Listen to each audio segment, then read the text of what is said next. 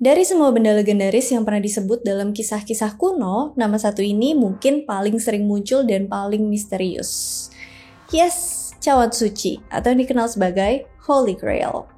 Benda ini bukan cuma dipercaya sebagai cawan yang dipakai Yesus saat perjamuan terakhir, tapi juga disebut-sebut punya kekuatan suci yang bisa menyembuhkan dan memberikan hidup kekal. Tapi di balik semua legenda dan mitos, ada satu versi pencarian Grail yang paling terkenal dan paling berpengaruh dalam sejarah literatur Eropa, yaitu pencarian yang dilakuin sama para ksatria meja bundar di bawah kepemimpinan Raja Arthur. Cerita ini udah pernah aku singgung dikit di video tentang King Arthur dan meja bundar. Kisah ini tuh bukan sekedar soal petualangan atau berburu harta karun aja, tapi perjalanan spiritual yang menguji kesetiaan, iman, bahkan kemurnian hati para ksatria terpilih. Ada yang tersesat, ada yang gagal, ada juga yang berhasil menyentuhnya. Tapi harus mengorbankan segalanya. Nah, disinilah semuanya jadi menarik karena The Search of the Holy Grail versi Arthurian bukan sekedar pencarian benda suci, tapi juga gambaran dari konflik batin manusia antara kehormatan, cinta, dan keinginan buat nebus dosa. Jadi sebenarnya kenapa sih Raja Arthur sama para ksatrianya tuh begitu terobsesi sama Holy Grail? Siapa aja yang ikut mencarinya? Dan kenapa kisah ini malah jadi awal dari runtuhnya Camelot? Sebenarnya apa sih cawan suci atau Holy Grail itu? Dalam beberapa versi, Holy Grail diceritain sebagai sebuah cawan yang dipakai oleh Yesus saat perjamuan terakhir dan bahkan dipercaya menampung darahnya waktu penyaliban. Nah, cawan ini dipercaya punya kekuatan ilahi yang bisa menyembuhkan penyakit, memberikan wahyu, bahkan bikin orang hidup abadi kalau pantas. Kalau kita ngomongin Holy Grail atau cawan suci dalam kisah Arthurian, cawan ini bukan cuma sekedar benda yang punya kekuatan spirit yang kuat, tapi jadi simbol pencarian relik yang membutuhkan tingkat keimanan yang tinggi. Kenapa gitu? Karena gak semua orang bisa nemuin cawan ini, bahkan buat nyari aja tuh enggak. Tapi sebenarnya dari mana ya awal mula cerita cawan suci ini? Kenapa Raja Arthur dan The Arthurians terlibat dalam pencarian cawan suci ini? Kok bisa ada yang nemuin cerita yang kejadiannya tuh udah berabad-abad lalu?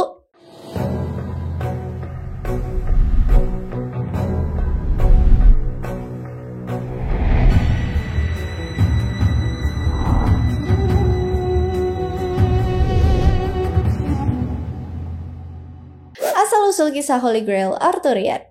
Kisah cawan suci pertama kali muncul dan disebutkan pada akhir abad ke-12, yaitu sekitar tahun 1180 dalam Perceval atau Kisah Grail karya Chrétien de Troyes, seorang penyair Prancis. Ini pertama kalinya nih ada yang ngenalin konsep Grail dalam kisah Arthurian. Tapi cawan yang dimaksud Chrétien de Troyes ini cuma cawan biasa, bukan cawan suci, tapi lebih ke benda misterius yang katanya berbentuk cawan emas dan bersinar. Dia nggak bilang kalau cawan ini yang Yesus pakai di jamuan terakhir. Nah, kisah cawan suci yang kedua dibuat sama Robert de Boron dengan judul Joseph dari Mati. Karya ini muncul sekitar tahun 1190 dan 1200. Nah, dari sini nih, cawan berubah dari objek misterius menjadi relik suci Kristen. Menurut dia, cawan ini yang dipakai Yesus pas perjamuan terakhir. Bahkan dipakai Joseph dari Arimatea buat menampung darah Yesus saat penyaliban. Di ceritanya, Joseph itu bawa cawan ke Inggris, Glastonbury, dan sejak saat itu Grail jadi benda sakral yang dijaga keturunannya. Robert mengubah cawan dari benda ajaib ala Chrétien jadi simbol penebusan dan kehadiran Tuhan. Dia secara nggak langsung ngasih blueprint buat semua versi Grail yang jadinya lebih religius.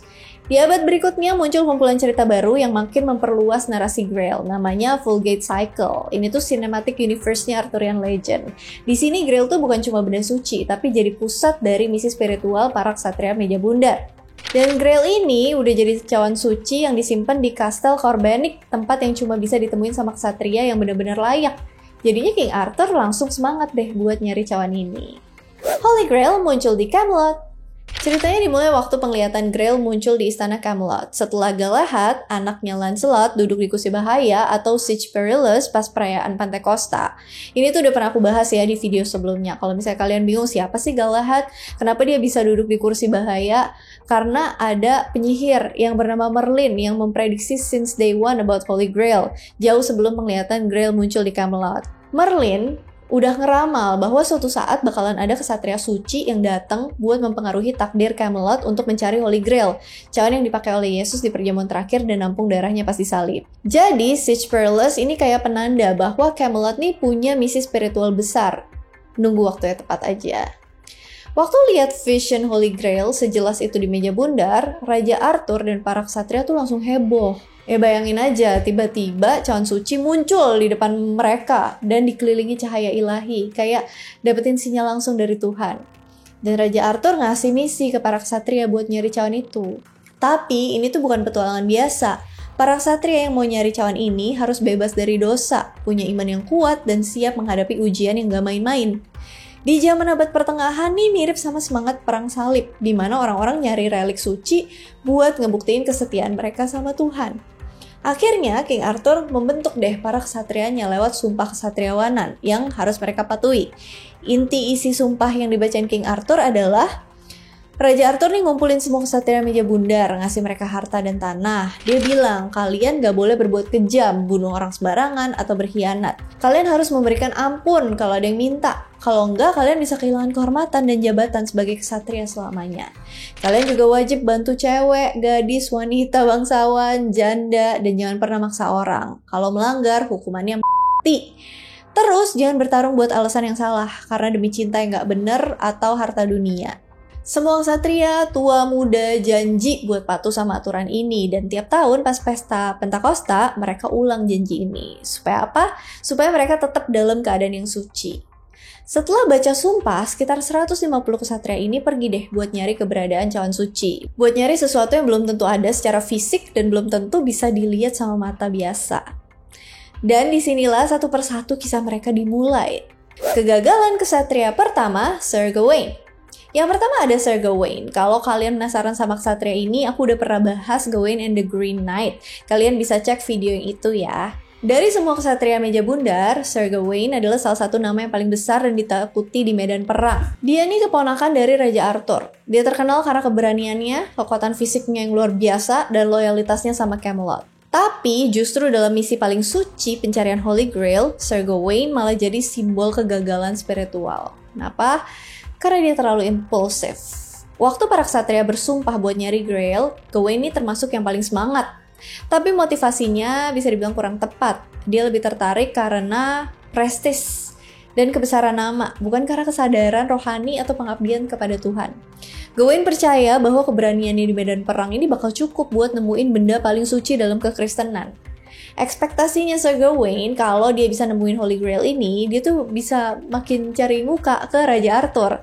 Padahal Grail tuh bukan bisa dicari dengan kekuatan, tapi dengan kesucian dan kerendahan hati. Versi Vulgate Cycle, cerita Sir Gawain ini dia nyasar di hutan dan dianggap gagal.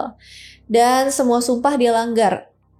Di tengah perjalanannya nyari Grail, Gawain ketemu sama banyak orang, termasuk musuh-musuh dan biarawan. Sayangnya, setiap kali dia dihadapin sama konflik, dia selalu milih jalan kekerasan.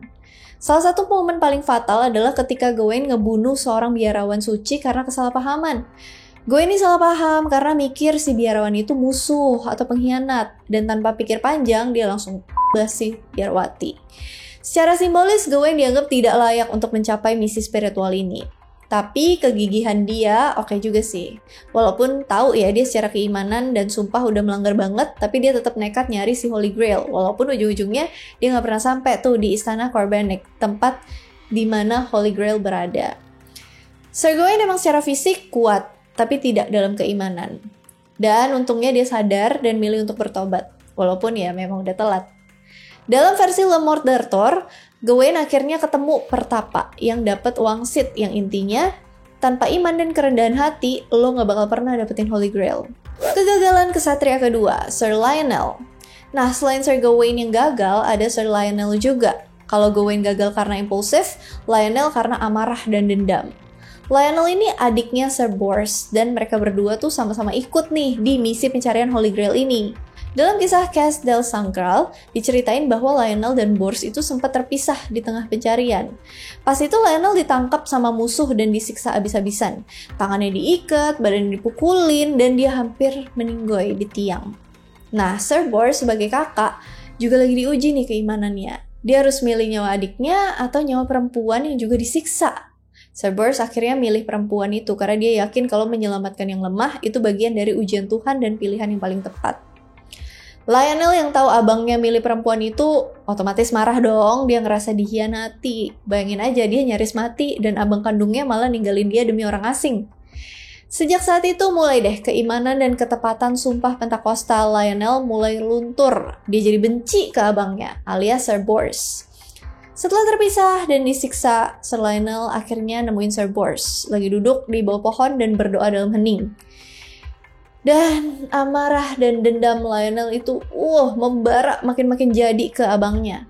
Tanpa babi bu, jalanlah dia ke arah abangnya sambil angkat pedang dan berdiri di belakangnya. Bors yang tahu dan ngerasain amarah dendam Lionel cuma bisa pasrah dan minta pertolongan sama Tuhan. Lionel yang lihat itu langsung arahin pedangnya ke arah kepala Bors. Tapi tiba-tiba ada bunyi petir kenceng banget. Saking kencengnya Lionel kaget dan jatuh pingsan. Petir itu jadi tanda dari Tuhan sebagai bentuk intervensi aksi Lionel dan untuk nolongin Bors. Dan di situ letak kegagalannya. Lionel tidak gagal karena kalah perang, tapi karena nggak bisa ngendaliin emosinya. Dia melanggar sumpah Pentakosta yang secara jelas bilang buat ngampunin musuh yang minta ampun. Sir Lionel in the end gagal untuk mendapatkan Holy Grail. Dia nyasar di hutan dan Vulgate Cycle nggak ngasih penutup jelas soal nasib dia selanjutnya. Gimana menurut kalian? Lionel mati di hutan atau dia berhasil balik ke Camelot? Kegagalan kesatria ketiga, Sir Palamedes. Kalau Lionel gagal karena nggak bisa ngendalin emosi dan dendamnya, beda lagi sama kesatria yang satu ini. Kesatria yang datang dari timur, bukan dari Camelot, bukan Kristen, tapi punya semangat dan kehormatan yang bikin kagum para kesatria meja bundar. Sir Palamedes. Sir Palamedes ini aslinya dari Saracen, Timur Tengah. Awalnya Sir Palamedes bukan pemeluk agama Kristen, tapi dia jadi satu kesatria yang ngikutan misi nyari Holy Grail. Dan di tengah perjalanan dia sadar kalau nyari cawan ini tuh bukan cuma soal adu kekuatan fisik atau siapa cepat dia dapat, tapi tentang keimanan dan spiritual. Makanya Sir Palamedes masuk Kristen. Tapi apa iya setelah itu dia berhasil dapetin si cawan suci? Enggak. Kenapa? Jadi gini, sebelum ada pencarian cawan suci, Sir Palamedes ini punya misi buat ngejar dan nangkep makhluk mitos yang dikenal Questing Beast. Hewan yang bentuk fisiknya itu gabungan singa, rusa, dan ular. Menurut versi Post-Tristan dan Post-Vulgate Cycle, Sir Palamedes ini obsesi banget ngejar hewan mitos ini. Dan waktu pencarian cawan suci dimulai, Palamedes bukan cuma nyari cawan, tapi dia juga masih ngejar si Questing Beast. Jadi dia ini kayak multitasking double job gitu, nyari cawan, nyari hewan mitos juga. Dari sini baru deh masalah dia muncul. Karena ya walaupun Palamedes udah masuk Kristen, hatinya tuh masih bimbang nih antara mau jadi kesatria suci yang dapetin Holy Grail atau tetap ngejar si hewan mitos. Good thing-nya adalah in the end Sir Palamedes ini berhasil membunuh hewan mitos itu, si Questing Beast, dengan dibantu sama Sir Galahad sama Sir Percival. Tapi meskipun hewan itu udah dia kalahin secara simbolis, Palamedes nih masih belum bisa melepaskan sisa-sisa dosa duniawi dalam dirinya. Karena ternyata dia masih ada simpan dendam atau obsesi untuk menang dari salah satu anggota meja bundar, Sir Tristan. Jadi mereka nih rival karena jatuh cinta ke Isolde, istri dari Raja Mark. Kapan-kapan aku bahas kali ya skandal-skandal mereka ya. Nah, rasa obsesi buat menang ini jatuhnya duniawi yang menghalangi kesucian spiritual Sir Palamedes. Kesatria pertama yang berhasil, Sir Percival. Beda nih sama Sir Palamedes yang gagal karena masih ada obsesi duniawi. Sir Percival ini punya tantangan yang unik. Dia terlalu innocent, dia terlalu naif sampai-sampai kesuciannya sendiri yang jadi hambatan. Dia ini salah satu kesatria yang berhasil menemukan Holy Grail. Di awal tadi aku udah singgung ya kisah Holy Grail versi Chrétien de Troyes. Di kisah ini nama Percival muncul dan disebutkan karena kepolosan dirinya. Percival, bocah naif dari Wales yang baru aja jadi ksatria, ngeliat ritual aneh di mana ada perempuan bawa semacam wadah yang bercahaya dan seorang pria bawa tombak yang ujungnya ada darah. Nah, di versi Chrétien, yang dibawa perempuan itu tuh Grail. Tapi karena Percival ini polos, dia nggak nanya karena takut dianggap kasar. Akibatnya dia hilang nih momennya buat dapetin Grail ini. Bertahun-tahun kemudian, ketika Raja Arthur ngumumin pencarian besar Holy Grail, Percival muncul lagi.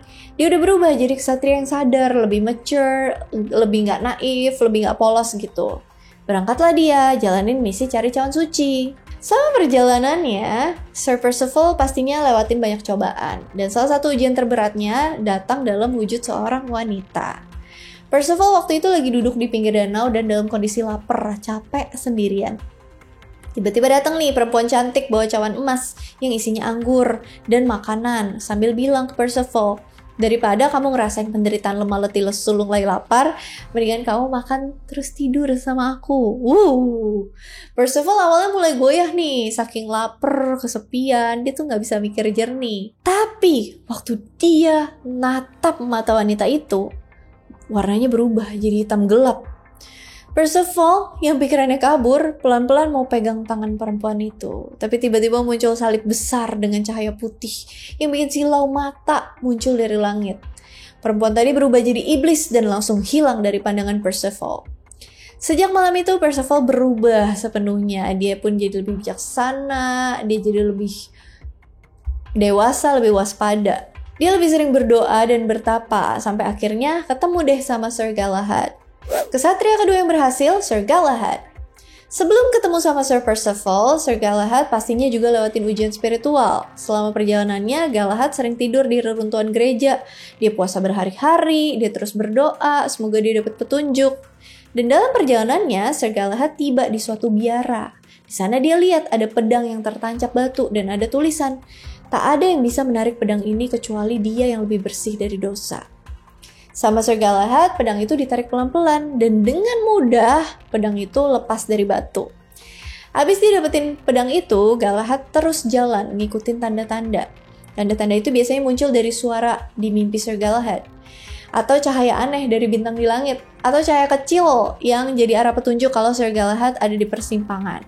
Sampai akhirnya di sebuah padang sepi, Sir Galahad ketemu sama Sir Percival yang lagi berdoa. Sir Galahad yang punya firasat kalau Sir Percival ini punya tujuan yang sama, yaitu mencari cawan suci, dia cuma ngangguk dan lanjutin perjalanan bareng-bareng. Kesatria ketiga yang berhasil, Sir Bors. Kalau Sir Galahad itu ibarat malaikat bersenjata, Sir Percival ini bocah polos yang akhirnya dewasa, maka Sir Bors adalah kesatria yang paling relate sama kita, paling manusiawi. Dia bukan kesatria suci dari kecil, dia punya dosa, pernah salah, pernah ragu, tapi justru karena itu perjalanan Bors paling relatable. Sir Bors ini abang dari Sir Lionel yang tadi aku ceritain. Dia lebih milih selamatin seorang perempuan yang lagi disiksa dibanding adiknya sendiri yang kondisinya juga sama. Setelah lepas dari Sir Lionel yang hampir membunuh dirinya, Sir Bors melanjutin perjalanannya dan cobaan kedua pun muncul. Sama nih kayak Sir Percival, Sir Bors didatengin perempuan bangsawan dan ngajak dia buat istirahat di tempatnya. Bahkan udah disiapin kamar, makanannya. Tapi Sir Bors nolak dan ngerasa kalau tawaran itu nggak seharusnya buat dia. Waktu dia nolak, perempuan bangsawan itu langsung berubah dan nampakin wujud aslinya yang ternyata iblis juga. Dan langsung pergi gitu aja. Buat yang kedua kalinya, Sir Bors bisa ngelewatin ujian duniawi. Setelah itu, Sir Bors dapat penglihatan dan bisikan yang bilang, "Kamu, jalanlah ke timur. Di sana, kamu akan ketemu dua cahaya lain yang sama seperti kamu dalam misi mencari sesuatu." Dan benar aja, setelah jalan ke timur, Sir Bors ketemu sama Sir Galahad dan Sir Percival. Perjalanan menuju Corbenic. Setelah mereka meet up, mereka ngelanjutin perjalanan. Mereka bermalam di tepi sebuah danau yang berkabut. Lagi anak-anaknya mereka pada diem, tiba-tiba air danau bergetar. Dan muncullah sebuah kapal kecil tanpa ada awak kapal dan ada tulisan emas. Yang ternyata tulisan itu nama-nama mereka. Galahad, Percival, dan Bors. Galahad tanpa ragu masuk ke kapal duluan, disusul Percival dan Sir Bors. Dan perlahan kapal itu bergerak. Kemana? Ya ke Corbenic. Cerita ini udah pernah aku bahas di video Ksatria Meja Bundar dan Pencarian Cawan Suci ya. Penyambutan 3 ksatria. Jadi mereka pergi kan dan masuk ke kastil Corbenic. Di ruang tengah kastil itu mereka ketemu Raja Palace. Raja Palace ini dikenal sebagai penjaga cawan suci atau The Grail Keeper dan juga kakeknya Galahad. Jadi tahu dong ya kenapa Galahad yang ditakdirkan buat bisa lihat cawan suci. Pertemuan dengan Raja Palace adalah titik balik karena dari situ Holy Grail akhirnya muncul, bukan lagi jadi legenda atau mitos, tapi buat dibawa. Raja Palace nyambut mereka dengan penuh hormat, tahu kalau mereka ini ksatria yang diramalkan buat ngelihat cawan suci, ngundang mereka ke dalam aula utama buat nyaksiin ritual suci, Dan suasana di istana itu penuh dengan ketegangan spiritual. Karena ketiga kesatria ini ngerasain bahwa mereka udah mendekati puncak misi mereka. Prosesi penerimaan Holy Grail. Aula utama istana tiba-tiba dipenuhi dengan cahaya lembut, seolah-olah berasal dari sumber ilahi. Prosesi pun dimulai dengan masuknya wanita yang membawa Holy Grail yang digambarin sebagai cawan yang memancarkan cahaya terang, dan seorang pria bawa tombak berdarah yang ujungnya menetaskan darah, melambangkan luka Yesus waktu disalib. Persis sama apa yang Percival lihat waktu itu. Sir Galahad yang tahu kalau dia ditakdirkan buat itu, lalu ambil tombak berdarah dan nyembuhin Raja Nelayan yang terkenal akan sakit karena dosanya. Ini bikin wilayah Carbonek jadi gersang kemarau. Sedangkan Sir Percival, momen ini jadi penebusan dari kegagalannya di masa lalu waktu dia nggak nanya tentang cawan. Dan kali ini Sir Percival nanya, siapa yang dilayani oleh Grail? Pertanyaan ini, walaupun nggak sepenting aksinya Sir Galahad yang nyembuhin Raja Nelayan, jadi tanda kalau Sir Percival udah selesai dari kesalahan perjalanan spiritualnya yang dulu. Dan Sir Bors, sebagai ksatria yang paling manusiawi, Bors menyaksikan prosesi dengan rasa hormat dan rendah hati. Dia nggak mainin peran aktif dalam penyembuhan kayak Galahad atau nanya kayak Percival, tapi kehadirannya tuh melengkapi kelompok sebagai para ksatria yang terpilih. Dan Raja Palas pun mengakui keberhasilan ketiga ksatria ini, muji mereka atas kesucian dan ketabahan mereka. Menuju Saras. Setelah ritual itu, Sir Galahad, Sir Percival, dan Sir Bors nerima petunjuk Tuhan untuk membawa Grail ke kota suci Saras. Mereka balik ke kapal dan muncul lagi cawan suci yang dibawa malaikat sayap putih. Kemunculan ini memperkuat bahwa Grail mengakui mereka sebagai para penjaga yang layak, dan perjalanan ke Saras adalah tahap akhir dari misi mereka. Mereka pun tiba di pantai Saras, kota mistis sebagai simbol surga duniawi, tempat Grail bakal mencapai tujuan terakhirnya. Ketiga ksatria disambut sama penduduk Saras yang mengenali mereka sebagai pembawa Grail. Di Saras, mereka mencapai puncak spiritual masing-masing dengan Holy Grail dalam nasib mereka. Sir Galahad sebagai ksatria paling suci nerima visi terakhir. Waktu dia di kuil Saras, dia tuh ngeliat Yesus di antara para malaikat. Dan akhirnya Galahad minta buat diangkat ke surga.